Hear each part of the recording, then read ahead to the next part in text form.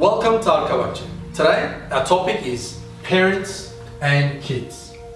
This is a very important topic for all of us. As parents, it's one of our biggest desires that we have the best for our kids. We work really hard, we invest a great deal of time and effort to try and be the best we can as parents.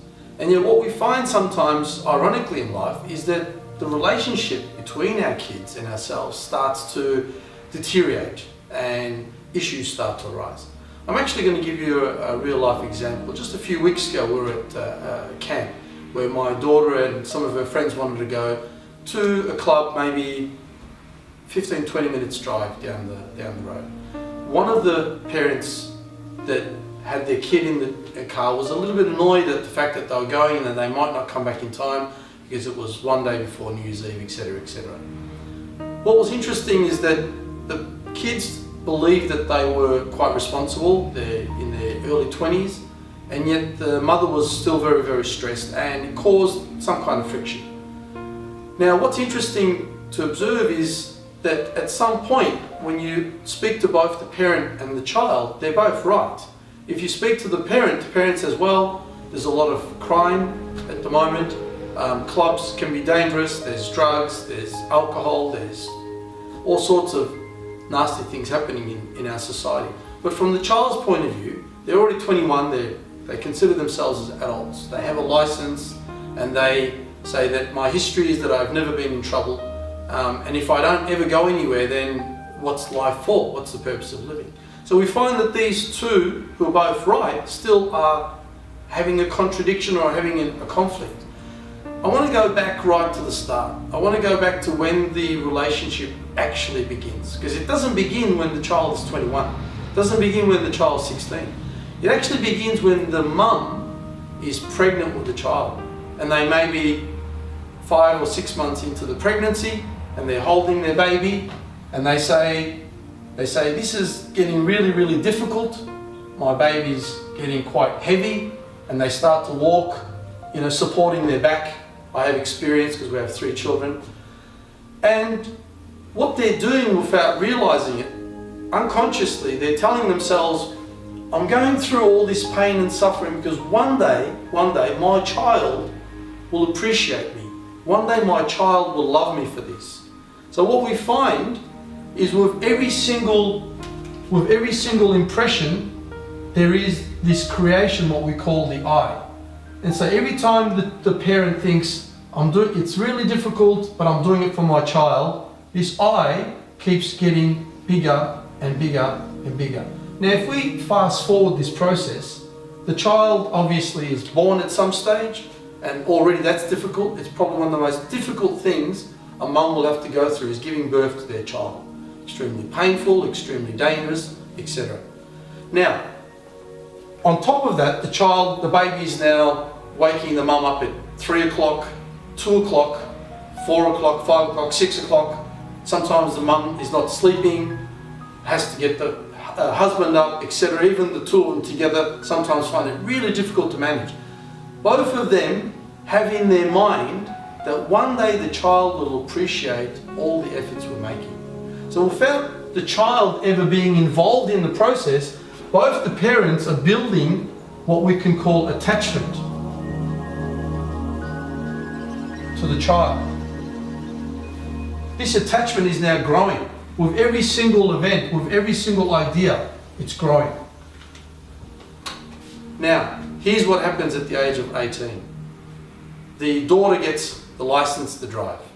The mum is in need of a lift to go and pick up, for example, her car from the mechanic, or needs a lift to a friend's house, etc. And says, sweetheart, can you do me a favour and just drop me off to the mechanics? And the daughter says, sorry mum, I've already organised with my friends, but we're off to the beach and I've got to go right now. And as she's about to leave, the mum says, hello, are you serious?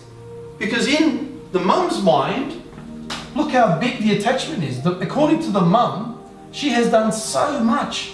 She's given so much of her life to this person who's now not a baby anymore. She's a fully grown child, she's an adult. She's driving a car. And yet she won't give the simplest thing. Now, the poor daughter stands back and says, wow, why are you so angry? It's just a lift to the mechanic. But the poor daughter doesn't see this thing called attachment. The poor daughter doesn't see that the mum has been making all of these sacrifices.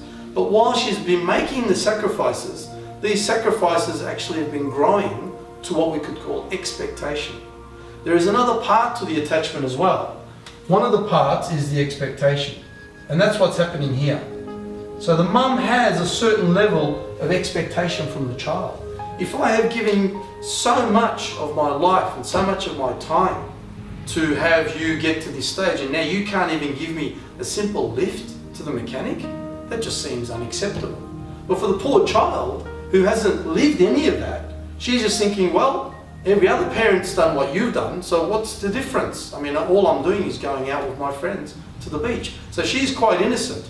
Now, going back to the scenario with my daughter's friend going out, another part of the attachment is fear. So we have fear that the child will be in danger because the attachment believes that anything that happens to the child will happen to us. So what was happening was the mum was getting really, really scared that once they go out to where they were going to go, because they were going to somewhere that's not familiar, somewhere the mum or the dad wasn't going to be. So this caused that extra stress and tension that we saw that night. But these two, both the fear and the expectation, are extremely important factors, and we need to observe these in the processes. Now, how do we work with these? We need to be observing the process. When the mother, for example, is carrying the child, if the mother was trained in this, she would use a certain technique called self-observation. This is really important. Normally we don't think to even observe this process because it's not trained. We're not showing this process at primary school, definitely not at high school, and definitely not at the tertiary level either. But the process is very important. It's the process where we take a part of ourselves and we take ourselves back psychologically and we observe ourselves. We observe what we're thinking, we observe what we're feeling, and we observe what we actually do. Because the process is that we think, we feel, and then we act. But if we're not observing this process, then these unconscious forces, if you like, start to build in ourselves, creating the problems that we see. But if we apply the self-observation, at this point we have the potential, the possibility to actually see the problem as it's growing. Now, in other classes we'll actually go into the techniques, but right now as an introduction we won't go into the complete process of how we can eliminate this, because this is possible. The Buddhists call this the Buddhist annihilation, where they take an I, for example, the attachment to the child, or attachment to the house, or the attachment to the car, attachment to the job. We have many, many attachments, hundreds if not thousands of attachments. If we find ourselves suffering in any state, for example, even this lectern, if someone walks into this room now and takes this lectern and I start to suffer, it means I have an attachment to the lectern. If someone grabs my pen and I start getting angry and annoyed and suffer, it means I have an attachment to the pen. So we need to understand how these processes function. And the way to do that is we use the self-observation. From the self-observation, we use another technique called meditation. Meditation is really important because in the meditation, we then see the complete process. We see how the I began, we see how the I actually developed, and then we see the I creating the problem. We can see the whole process. And then the final stage is that forces within us, which we could call forces a part of our soul, these forces then eliminate this process. So just repeating, if you have any questions regarding the topic today, please email us at samozlike@gmail.com, or you can go to our website www.samozlike.com.au. And very importantly, the consequences of not managing this process is that the child or the children have alternatives. What they will do is they will possibly turn to, and this is really, really sad, but they'll turn towards drugs, alcohol, and other things that really aren't good for anybody. They're not good for the parents and they're not good for the children.